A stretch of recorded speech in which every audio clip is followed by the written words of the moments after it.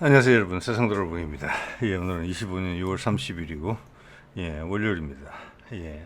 자, 오늘 올망졸망 꼭지로 좀 하나 골랐고요. 뉴스를 보니까 우리가 개발하고 있던 그 근접방공무기 기관포죠, 30mm, 보통 이제 CIWS-2, 기존에 우리가 갖고 있던 골키퍼를 1이라고 하고 새로 개발하는 것을 2라고 아마 이렇게 이름을 붙일 것 같습니다. 그 양산 대량 생산을 위한 시설이 구미에서 준공이 됐다. 이 LIG 넥스원에서 개발하고 있거든요. 그 소식을 접했고 그 관련된 내용을 아마 좀 말씀드리면 좋을 것 같아요.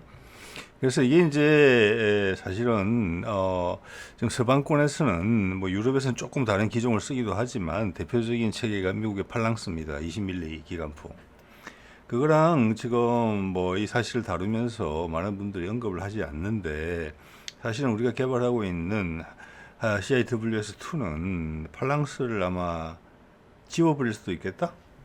왜냐하면 이 기사에서 보면은 세계 시장에 대한 수요에 대해서 요구가 이미 있다, 이런 것을 강하게 이야기하고, 제가 이렇게 생각해 왔던 것처럼 스펙상으로 봤을 때 서방에 이제 본격적으로 군비를 확충하는 분위기가 이제 들어가고 있잖아요. 미국도 우리 한국까지 이용해서, 우리 조선을까지 이용해서 중국에 뒤처지고 있는 군함수를 맞추려고 하고, 유럽도 GDP 5%까지 늘리기로 했기 때문에. 자, 그래서 이제는 더 이상 패권 체제의 우산 속에 숨을 데가 없기 때문에 모든 각국들이, 세계의 많은 나라들이 아마 군비를 올리게 될 거예요. 자, 반면에 거기 들어가 마지막 방어 체계인 함정의 팔랑스나 근접방공 체계는 지난 수십 년간 어떻게 보면 변화가 없었어요.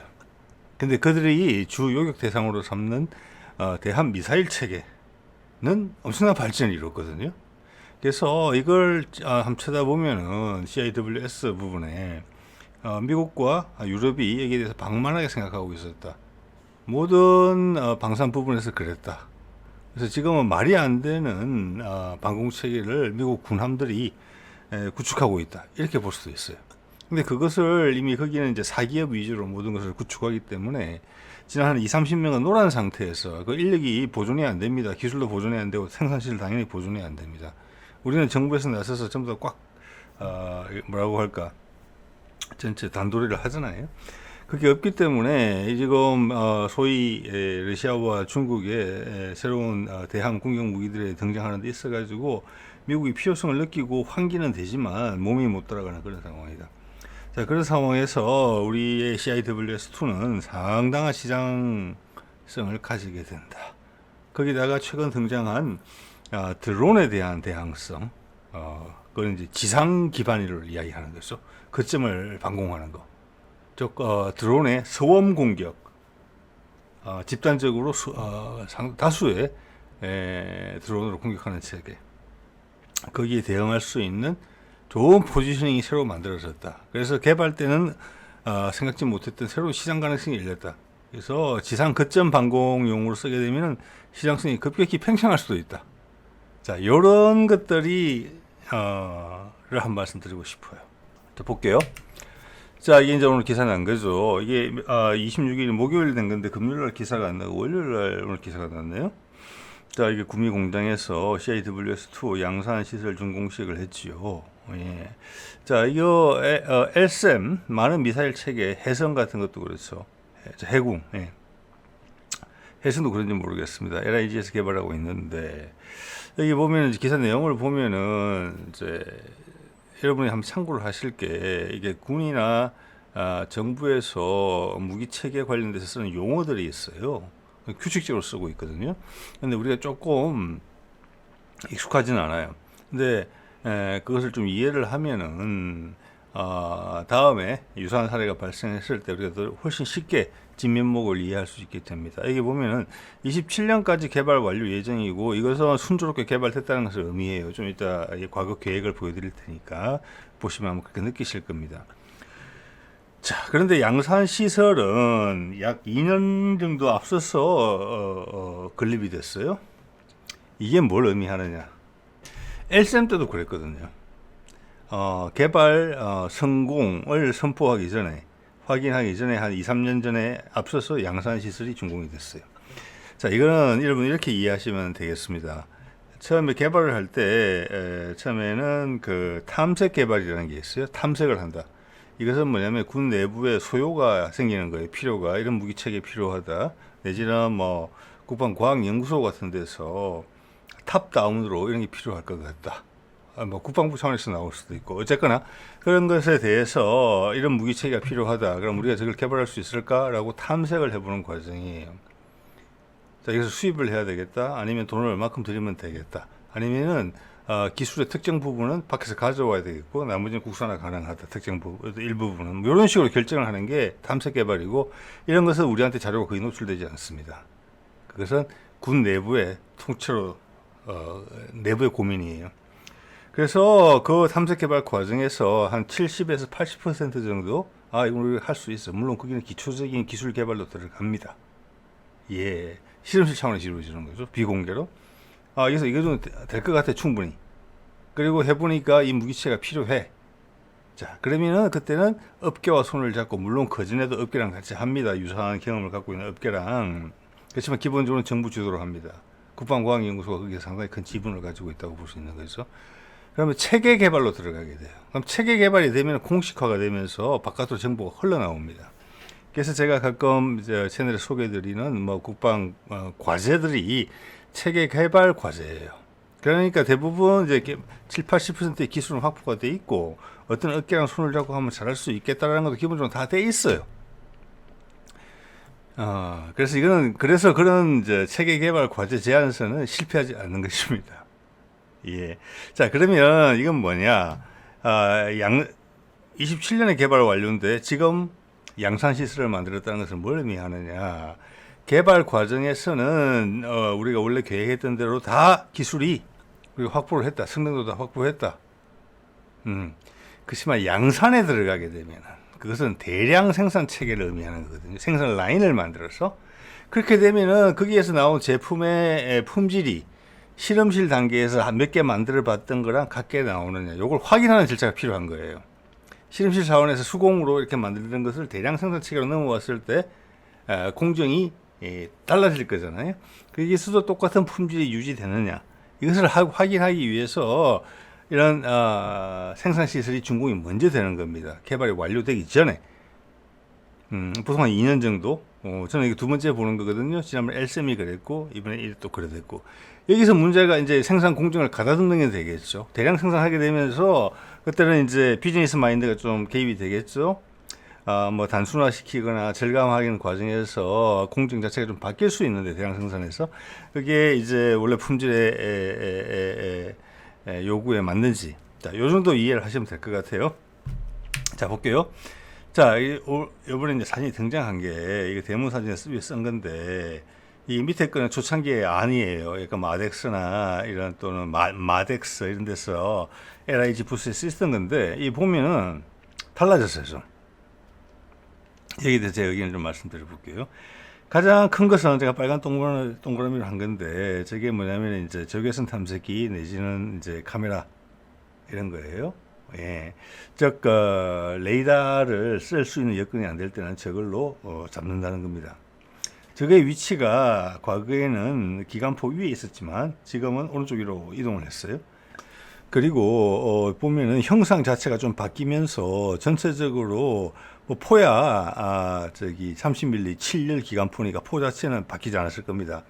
그러니까 위에가 좀 벌어졌어요. 벌어지고 폭이 전반적으로 레이더에 가운데 있는 레이더도 그렇고, 가운데 레이더가 뭐 추적 레이더로 제가 알고 있는데, 그리고 앞에 지금 탐색 레이더가 두 개 보이죠. 다 A사 레이더고, 안 보이는 이제 뒷면에도 두 개가 있습니다. 그러니까 고정형 탐색 레이더예요. 그러니까 우리 요즘 많이 보는 호위함이나 KDDX에 들어가는 고정형 통합 마스터 좀 그렇게 돼 있어요. 네. 그래서 전반적으로 커지고 레이더도 커졌다는 걸 여러분 느낄 수 있어요. 이게 왜 이랬을까? 이게 사거리는 한 3km 남짓이거든요. 그래서 멀리 있는 걸 보기 위해서 그렇다기보다는 동시 대응 능력을 올리기 위해서 레이더의 면적이 넓어진 게 아닌가라는 추정을 해보게 됩니다. 예. 자, 이거 이제 여기서 우리가 이제 혹시나 오해하실 수 있는 부분이 있을까 싶어서 이 사진이 좋은 것 같습니다. 이거 보면은 위에 얹어 놓은 게 아니라 밑에 바닥까지 해서 한 세트입니다. 거의 50% 50%예요. 저기 이게 배에 노출되는 부분이 위에 50% 정도예요. 50% 전체 길이 50%. 바닥에 있는 게 숨어 있는 게 50%예요. 무게가 약 10톤이에요. 자, 이렇기 때문에 이게 뭐 웬만한 76mm 한 포에 필요한 공간이 필요하다. 예, 특히 좀 이따 이제 비교하게 될 팔랑스 같은 경우는 대부분의 체계가 20mm거든요. 대부분의 체계가 지상에 있기 때문에 그냥 공간만, 지상 공간만 있으면 올려놓으면 돼요. 근데 이거는 바닥 공간이 많다. 한포처럼 탄도 대부분 바닥에 있다. 예, 그래서 이것을 설치하려고 마음을 먹는다면은 디자인 단계부터 곰곰이 고민을 많이 해야 된다. 이런 부분을 말씀드릴 수 있겠습니다.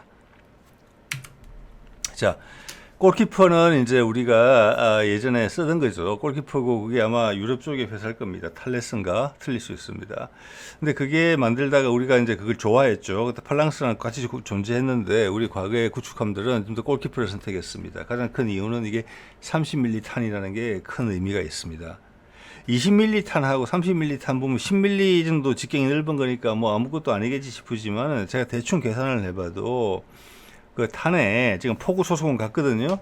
그래서 탄의 위력이라는 측면에서 봤을 때는 2분의 1 곱하기 질량 곱하기 속도의 제곱이잖아요. 그 운동 에너지가 속도는 거의 같아요. 초속이 지금 1100m, 1100m 그러니까 그럼 무게거든요. 질량. 탄도의 질량을 볼까요? 20에서 30mm로 늘어가면 반지름이 1.5배가 늘어나는 거고 그 면적은 반지름의 제곱에 비례됩니다. 거기다가 대충의 질량을 계산하려면 최적을 계산해야 되니까 길이까지 탄도의 길이를 곱해야 돼요. 탄도의 길이도 훨씬 깁니다. 30mm 탄이. 그래서 곱해보면은 제가 봐서 최소 4배, 5배 정도의 파괴력이 나옵니다. 30mm 탄이.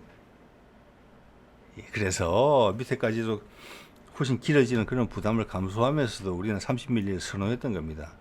딱 한 방에 맞았을 때 상대방이 팍 죽어야 되는 거예요. 막 맞췄는데 돌진을 해온다. 이 거리가 지금 사거리도 보시면 아시겠지만 팔랑스 2.6km, 이게 골키퍼 3.5km고 요즘은 또 초음속 미사일들이 많기 때문에 초음속으로 날아온단 말이에요. 마지막에 마하 3, 마하 4 이런 식으로. 그게 20mm탄은 그게 대해서 맞으면서도 밀고 들어올 수 있다. 이런 우려가 있는 것이고 30mm탄은 그거보다 훨씬 덜하다. 4배, 5배 이상. 그러면 해군이 이걸 선택하는 겁니다. 그래서 우리도 이걸 기반으로 삼은 거예요. 이것은 우리 해군의 경험이 적용된 거예요. 20mm는 못 믿는다. 30mm로 해야 된다. 덩치가 크더라도. 자, 그런데 지난 30년간 냉전이 끝나고 사람들이 배를 많이 건조하지 않게 돼요. 각국들이. 원래 계획보다 숫자가 자꾸 줄어요. 그러니까 이런 건 함정은 유럽 기준으로 보면 유럽 거니까 한 척에 한 대, 우리도 호위함급에는 CIWS가 한 대 실려요. 근데 배가 1년에 뭐 한 대도 채 건조가 안 되는 거죠, 군함이. 이게 지난 30년간. 그래서 지금 트럼프가 유럽 보고 군비를 증강하라는 이유, 그거하고도 맞물려 있어요. 그러니까 유럽의 국방 산업계가 많이 위축됐던 거예요. 그래서 결국 이걸 포기하는 거예요. 왜? 팔 데가 없으니까. 미국 애들은 팔랑스 쓰죠. 유럽 애들이 사줘야 되는데 유럽에서 군함을 건조를 안 하는 겁니다. 숫자가 훨씬 낮게 건조하거나. 우리는 그걸 쓰고 있는데. 자, 그래서 이걸 생산을 중단하면서 우리한테 정비 기술을 넘기고 우리가 배웁니다. 그리고 그 다음부터는 우리가 팔랑스를 사게 돼요. 이게 팔랑스가 서방권에서 독점을 하게 됩니다. 독점을 하게 되면서 경쟁자가 없으니까 값을 2배 이상 올려요.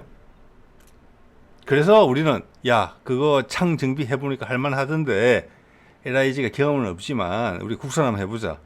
그리고 지금 팔랑스는 러시아나 중국이 개발하고 있는 최신형 무기 체계에 대응이 안 돼. 미국 애들이 왜 그러는지 모르겠지만 전체가 방만해졌다는 겁니다. 패권 전쟁에서 이기고 새로운 중국이 부상하고 러시아가 회복을 하는데 군사적으로도 확충되는데 그 길을 미국과 유럽은 방만히 지켜보고 있다는 거예요. 근데 진짜 지금 정신 차리고 있는 중이죠. 또 하나 여기서 여러분 유심히 볼 필요가 있는 게 우리 이제 전자 오락 게임 하는 식으로 생각하면은 뭐 총알이 끊임없이 나오잖아요. 목표물 겨냥만 잘하면 되는데 여기 보면은 발사 속도가 4,200발을 쏘아요. 분당. 팔랑스는 4,500발인데 그 안에 머금을 수 있는 장탄할 수 있는 장탄 양이 골키퍼 지금 우리 CIWS2도 같을 거라고 봅니다. 이거 기반으로 만든 거니까 1190발밖에 안 들어가요. 이것도 플랑스는 1550발 들어가는데 실제 부피라는 면에서는 아마 이 1190발이 훨씬 더 클 겁니다. 이것을 위에 발사 속도대로 발사를 하게 되면은 최고 발사 속도대로 발사를 하게 되면은 이거는 16초면 다 발사예요.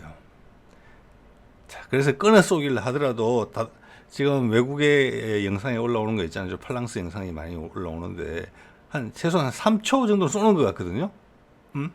거기다가 이건 또 7열이에요. 골키퍼는. 팔랑스는 20mm인데도 불구하고 6열이에요. 그러니까 파괴력이 훨씬 커요, 얘가. 탄 하나당 탄 대 탄으로 비교해서 한 4-5배 파괴력이 나오고, 거기다가 7열로 해서 부족한 발사 속도, 발수를 채웠어요. 자, 그러니까 16초밖에 못 쏘니까 3초씩 끊어 쏜다. 한 목표에 대해서. 그렇게 하면은 한 4개, 5개, 만약 4초 끊어서 쏜다. 그러면은 한 3발 정도밖에 못 막는 거예요. 자, 그래서 이거는 최후의 방어 체계다. 이걸 알 수가 있습니다. 미사일 같은 경우에 안에 뭐 몇십 발도 치를 수 있는데, 이거는 서너 개 정도 격추시킬 수 있으면 최고다.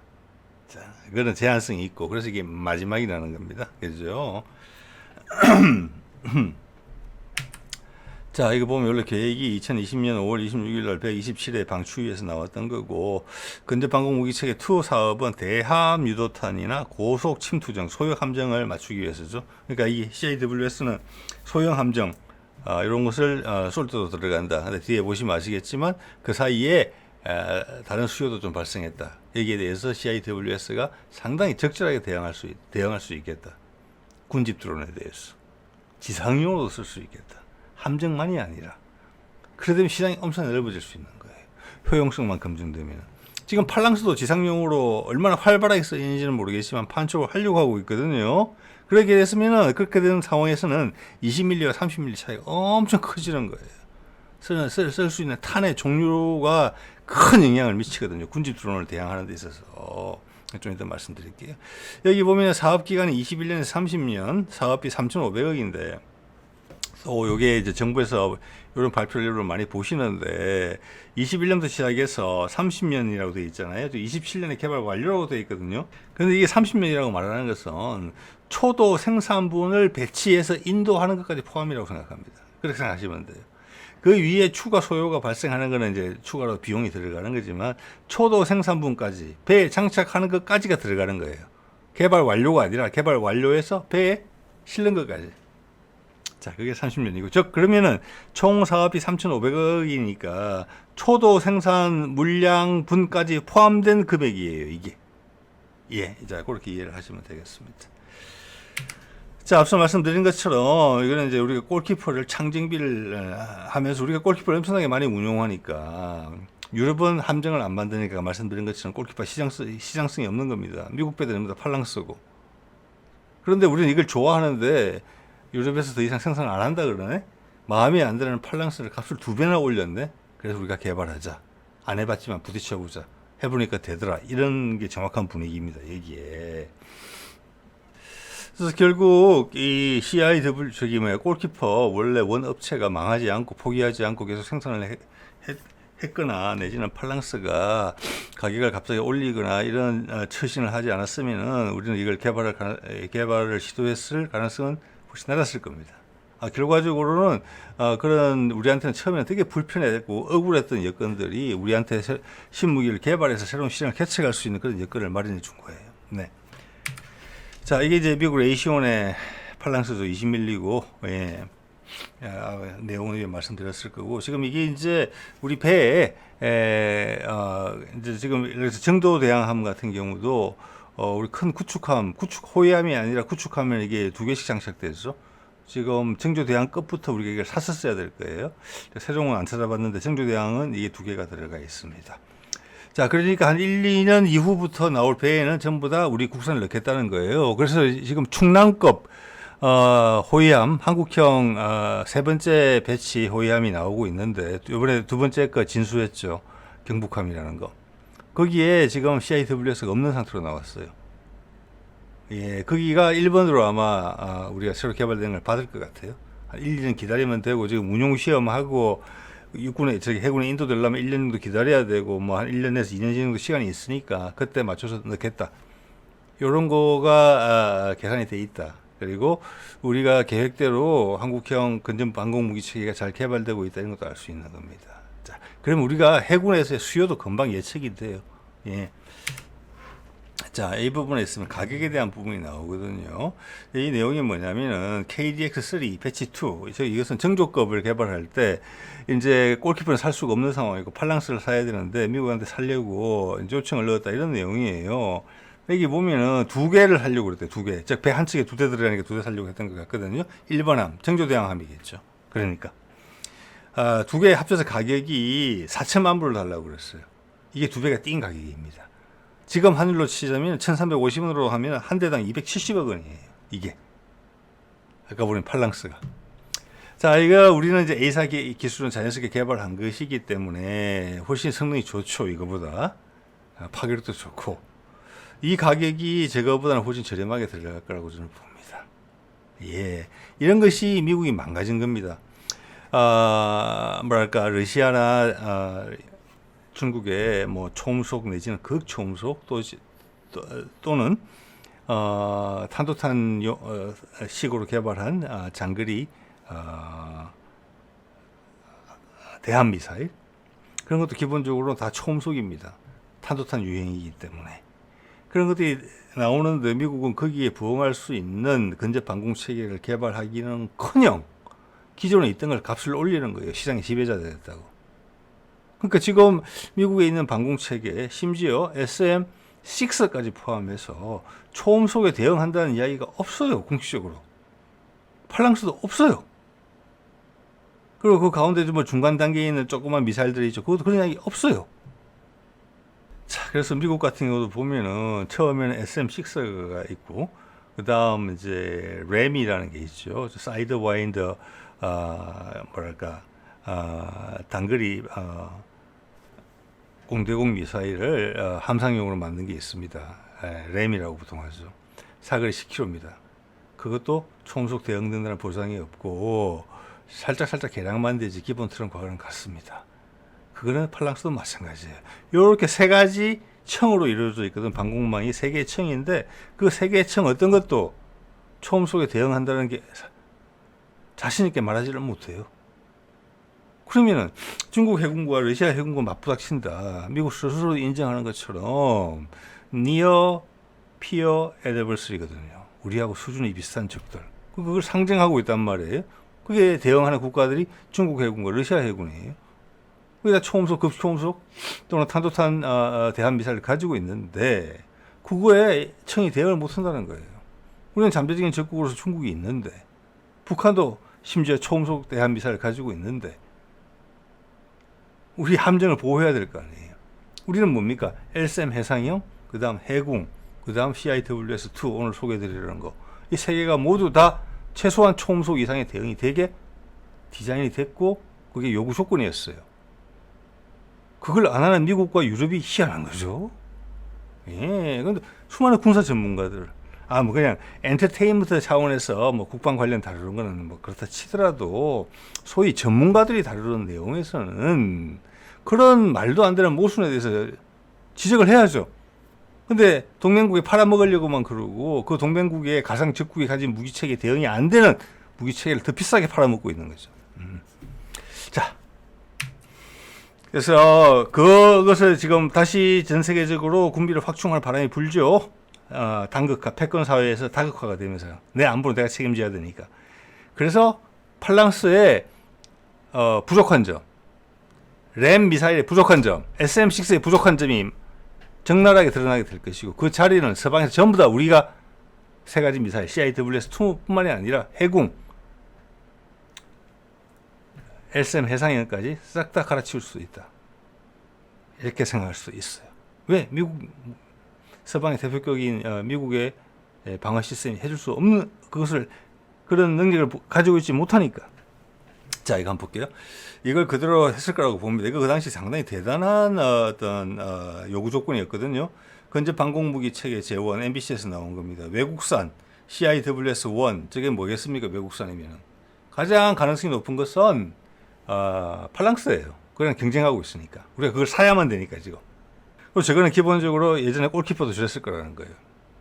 수십 년대 체계니까. 그때는 대한 미사일이 전부 다 아음속인 터보젯 기반의 대한 미사일이었을 때를 상징하고 개발된 거예요. 근데 그 다음 초음속 올라오면서 극초음속까지 나오는데 얘가 못 따라갔다는 거예요. 기술이 없어서 못 따라갔는 게 아니에요. 신경을 안 써서 그런 거예요. 네. 표적 비행 속도 마하 1, 국내 개발 중인 것은 마하 4 이상이에요. 마하 4도 아니에요. 4가 한계가 아니고 마하 4 이상이라고 적어놨어요. 보통 마하 4, 마하 5 이상은 뭐라고 부릅니까? 극초음속이라고 부르거든요. 그래서 저는 4 이상이라고 적었다고 생각합니다. 사실은 5 이상인데. 예. 극초음속 대응입니다, 우리는. 자, 동시 추적 가능 표적은 4개에서 이쪽에는 15개에서 20개. 이거는 A사로 오면서 당연히 된 거예요. 근데 레이더가 또 커졌잖아요. 근데 15개에서 20개를 우리가 탐지한다 하더라도 동시에 타격할 수 있는 것은 뭐 그것도 순차적으로라고 해서 할 수 있는 것은 아까 말씀드린 것처럼 장탄량을 봤을 때는 뭐 작게는 3개, 많게는 5개 정도밖에 안 되는 거예요. 그런데 이제 이런 상황은 향후 다른 무기 체계에 군집 드론에 대응하는 데 할 수 있는 유효하게 쓸 수 있겠다. 또는 동시 대응 능력이 추적 능력이 올라감으로 인해서 우선순위를 좀 더 명확하게 가릴 수 있다. 자, 그래서 구축함류는 2대가 있어요. 그러면 한 10개 정도의 대한 미사일까지는 동시 대응이 가능하다. 이렇게 볼 수 있어요. 자, 구축함이 메인 타겟이다. 호위함은 한 대밖에 없잖아요. 자, 요런 것까지도 이제 연결이 되는 거예요. 자, 이거 볼까요? LIG에서 공개한 그 홍보 자료예요. 자, 자동 탄착 보정이다. 앞에가 어디 맞았는지 봐서 뒤에 두 번째 발이 발사될 때 그 보정을 한다는 거거든요. 탄착을 보정한다는 거예요. 그래서 훨씬 적은 발수를 가지고도 적을 맞추겠다는 겁니다. 자, 그런데 여기서 이제 흥미로운 부분은 뭐냐면은 표적의 잠재적인 표적의 이게 어떤 미사일이냐. 저런 미사일은 모습만 보더라도 바로 우리가 알 수 있잖아요. 지르콘이잖아요. 극초음속 미사일이에요. 최종 돌입 단계에서 마하 5 이상으로 날아올 수 있는 미사일이거든요. 그러면은 우리가 개발 목표가 적기 대응 속도가 마하 4 이상이다가 마하 5 이상이라고 본다는 거예요. 아, 극초음속 미사일까지 생각하고 있구나. 이겁니다. 이 미사일을 막을 수 있는 방공 시스템은 우리밖에 없다. 서방권에서. 자, 여기에 LSAM도 대응을 해야 되고 해상형도 해군도 대응을 해야 된다. 그런 3개의 층을 구축하겠다. 셋 다 가능한 거. 그 패키지는 전 세계 모든 해군이 원활이라고 보고 몇 년 안에 개발할 수 있는 내용이 아니다. 수십 년간 놀았기 때문에 더더욱 안 된다. 인원이 없다. 정보가 누적된 게 없다. 다 흩어져 있다. 그게 시장성이라는 겁니다. 거꾸로 이야기해서. 네. 자, 탄을 한번 볼까요?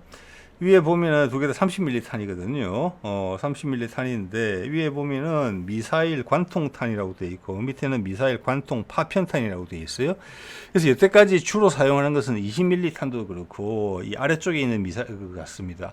미사일 관통 파편탄이에요. 왜냐하면은 저게 대한 미사일이 날라온다고 생각해요. 자, 그러면 뭐 아까 보다시피 1km에서 3km 안에서 교전이 발생하잖아요. 깨끗하게 관통을 하면 안 돼요. 저걸 폭발시켜야 돼요. 공중에서.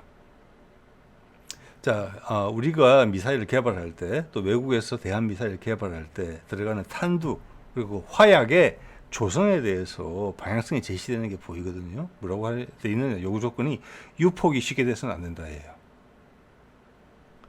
신관이 작동하기 전에는. 즉 적에 피탄돼 가지고 내 유도탄이 폭발하면 안 된다라는 게 조건에 들어있을 정도예요. 그건 뭡니까? 전부 CIW에서 얘기를 몇 방 맞을 수 있다고 무조건 전제가 되는 거예요. 그래서 관통탄은 의미가 없는 거예요, 별로. 구멍만 쏙내고 평평평 계속 달려올 수 있는 거예요. 그래서 밑에 게 일반적인 탄이에요. 뚫고 들어가긴 들어가는데 표면이 철로 되어 있으니까 관통할 필요가 없는 거예요. 거기서 파편이 터지는 거예요. 꽝. 약간 소위탄 비슷해지는 거예요. 불을 붙인다는 개념이에요. 이게 상대방 대한 미사일을 제압하는데 훨씬 유효하다. 그래서 이 밑에 탄이 기본이에요. 미사일 관통 파편탄, 즉 폭발한다는 건데, 폭발이 나면서 안에서 뭐 쇠구슬이 나오던 쇠 조각이 파편이 터지든지 하면서 저게 탄두를 유폭시키는 거예요. 요게 최선이에요. 날라오는 미사일은 그걸 막기 위해서 최대한 맞더라도 나 폭발을 안 되게 하려는 거예요. 맞더라도 밀고 들어간다는 거죠. 어차피 거리가 뭐 1km, 2km, 3km밖에 안 되니까 속도는 엄청나게 빠른 것이고. 자, 이번에 마덱스에서 풍산 쪽에서 나온 거죠. 제일 왼쪽 앞에 있는 게 20mm 탄이고 오른쪽에 있는 게 30mm 탄입니다. 가위가 엄청나게 크죠.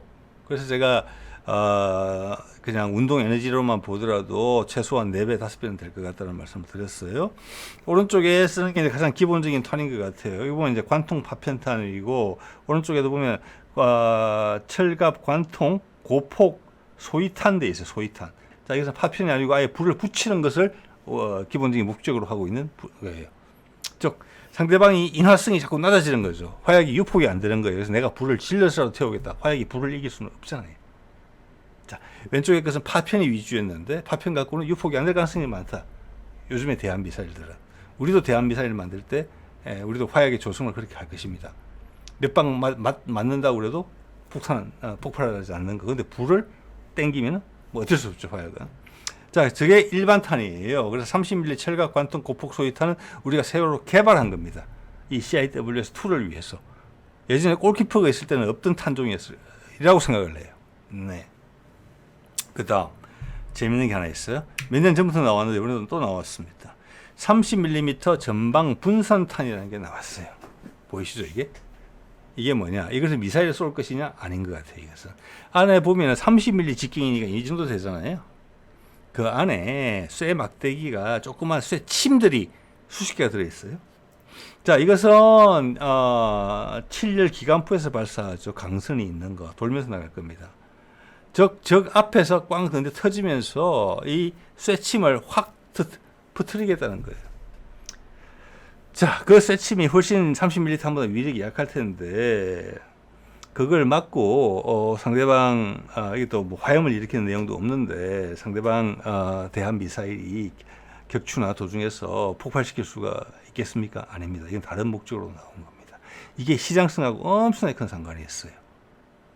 자, 쇠침을 확 뿌리거든요. 그 요만한 쇠침들이 나오겠죠. 그러니까 딱 바늘만한 게 나오는 거예요. 안에서 수십 개가. 그걸로 우리가 격추시킬 수 있는 대상은 뭐냐? 드론이다. 그래서 이 탄종을 개발했기 때문에 지상용이 이거보다 더 잘 막을 수 있는 탄종이 있나? 자, 군집 드론은 수십 개가, 수백 개가 날아오는 거거든요, 여러분. 우리 한강에서 드론 공연하는 거 보시면 글자 쓰고 그림 만들고 그게 수백 대 나르는 거잖아요. 그게 공격 무기라고 생각해 보세요. 거기서 나온 거예요. 상대방을 포화 공격시키면서 기존의 방공망 갖고는 택도 없는 소리라는 거죠. 그걸 막는데 엄청나게 효과적이다. 드론은 작고 연약한 존재예요. 쇠침 하나 갖고 충분히 제압이 가능하다는 거죠. 그래서 이 시장성을 본 것 같아요. 개발 때 이 이야기는 없었단 말이에요. 아까 10년 전에는. 자, 이걸 보면은 이 아이디를 어디서 왔는지를 짐작해 볼 수가 있어요. 여기 보면은 위력 정대형 탄도 돼 있죠. 이게는 고밀도 텅스텐 관통자 이렇게 돼 있죠. 이건 뭐냐면은 천궁에 들어가는 아마 천궁2 정도에 들어가는 전과를 확대하기 위한 탄도예요. 이것은 밑에 폭약이 들어 있습니다. 그래, 적기 좀 앞에 가서 폭탄이 터지면서 이건 훨씬 좀 전에 말한 침 정도가 아니고 못 정도 이상이 되겠죠. 천궁 같은 거는 두께가 이 정도 되니까 30mm 탄 요거고. 그래서 전과 확산탄이라고 하는 것입니다. 예, 텅스텐 관통자, 즉 항공기나 탄도탄을 뚫고 지나간다는 뜻입니다. 자, 그런 용도로 만들어진 거예요. 이거랑 유사한 내용이에요. 그런데 30mm 탄에 들어가는 것은 바늘 정도밖에 안 된다. 그래서 요 그림을 잘 사람들이 편집을 잘 해 넣었더라고요. 보이시죠? 전방 분산탄. 이게 지금 탄이 회전하면서 오기 때문에 폭발을 일으켜서 적기 앞에서 터뜨리게 되면 이렇게 회오리가 지면서 안에 바늘들이 퍼져나간다는 거죠. 이걸로는 딱인 것 같아요. 군집 드론 대응용이에요. 이거는 해군용이 아니에요. 그러니까 이 지상 거점 방어용이에요. 이번에 이란과 이스라엘의 12일 전쟁에도 보면은 탄도탄도 많이 사용한 것 같지만 양쪽이 드론도 많이 썼습니다. 그래서 뭐 모사드 기지를 폭파한다든지 저게 사령부를 공격한다든지 또 저게 드론 지휘 통제소를 공격한다든지 그런 우크라이나 전쟁에도 보면 주요 목표물이 되거든요. 거기에 군집 드론을 수십 발 날린다고 생각해 보세요. 기존 뭐 기관포 몇 대로서 막는다. 다 잡을 수는 있지만 내가 다 띄울 수는 있지만 레이더에 여기 안 되는 거예요. 자, 그래서 포화 공격이죠. 그걸 막는 용도로 쓰면 딱이겠다. 자, 이걸 하기 위해서는 뭐가 필요한 거 하니 여러분 이걸 한번 생각해 보셔야 돼요. 저렇게 되면은 우리가 지금 1분에 4,000발 이상의 발사를 하고 있고 상대방의 속도를 정확하게 알아야 돼요. 가장 타격 가능성이 높은 지점, 저게 군집 드론 앞이겠죠. 앞 몇 미터 정도는 뭐 그건 계산이 돼 있겠죠. 거기서 빵 터져야 돼요. 근데 저게 위치도 계속 바뀌고 속도도 바뀌어요. 첫 번째 발 나갈 때, 두 번째 발 나갈 때, 세 번째 발 나갈 때 엄청나게 빠른 시간 내에 순간순간 걔들의 신관에다가 전자 신관에다가 기폭 시점을 다 다르게 줘야 돼. 이해되시죠? 최적화하려면. 자, 레이더는 상대방의 정보를 계속 받으면서 A사 레이더만 할 수 있다 이런 생각이 들 정도예요. 자, 그렇게 하려면은 전자 신관이 탄이 하나 딱 걸릴 때 이 컴퓨터에서 바로 너는 예를 들어서 2초 있다 터져, 너는 2.1초 있다 터져, 너는 2.2초 뒤에 터져, 이렇게 돼야 되는 거예요. 네.